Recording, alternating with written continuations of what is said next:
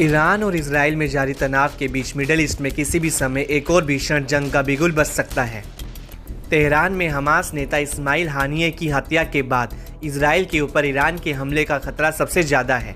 Iran से हर दिन आ रही खतरनाक धमकियां इस बात की तस्दीक करती हैं कि ईरान इजराइल पर हमला कर हानिये की हत्या का बदला जरूर लेगा। इसी साल अप्रैल महीने में भी ईरान ने सीरिया की राजधानी में हुई कथित इजरायली एयर स्ट्राइक का बदला चुकता किया था। ऐसे में इस आशंका को बिल्कुल भी दरकिनार नहीं किया जा सकता कि ईरान इजराइल पर हमला नहीं करेगा। इस बीच ये सवाल भी उठ रहा है कि छोटा सा देश इजराइल कैसे ईरान के गुस्से का सामना करेगा। दरअसल हाल में ईरान ने अपनी मिसाइल पावर पर बड़ा दावा किया है। एक ईरानी कमांडर ने बताया कि सतह से हवा में मार करने वाली मिसाइलों के मामले में ईरान दुनिया के टॉप 6 देशों में शामिल है।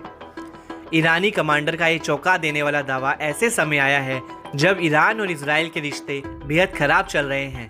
दोनों देशों में किसी भी दिन किसी भी वक्त भीषण युद्ध छिड़ सकता है। ईरानी नेता समेत सैन्य कमांडर इजराइल को बड़े हमले के लिए तैयार रहने की धमकियां दे चुके हैं। ऐसे में ईरानी कमांडर के हालिया दावे को बिल्कुल भी हल्के में नहीं लिया जा सकता है। वहीं ईरान से आए हालिया दावे ने तेहरान की मिसाइल पावर पर फिर से बहस तेज कर दी है। ईरानी न्यूज एजेंसी IRNA की रिपोर्ट के मुताबिक ईरान की मिसाइल शक्ति के बारे में दावा करने वाले ईरानी सैन्य कमांडर का नाम ब्रिगेडियर जनरल अब्बास अजीमी है। वह उत्तर पश्चिम ईरान में वायु रक्षा बल के कमांडर हैं। उन्होंने ईरान के एयर डिफेंस कार्यक्रम में दावा किया है।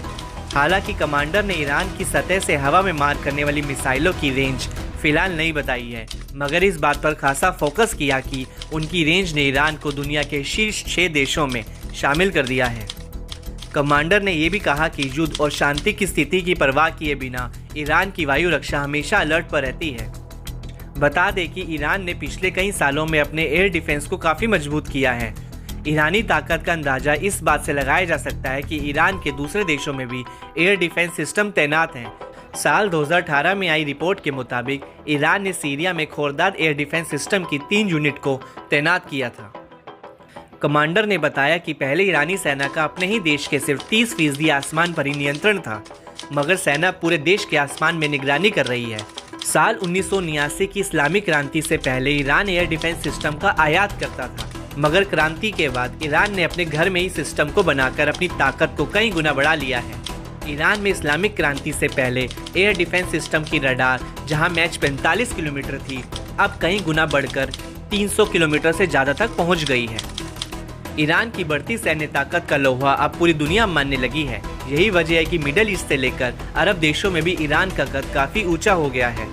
इस बीच ईरानी सेना के वायु रक्षा बल के कमांडर ब्रिगेडियर जनरल अली रेजा सबाही फर्ड ने कहा कि ईरानी सेना की शक्तिशाली वायु रक्षा बल देश पर किसी भी संभावित आक्रमण को पीछे हटाने और उनके खिलाफ खड़े होने के लिए तैयार है।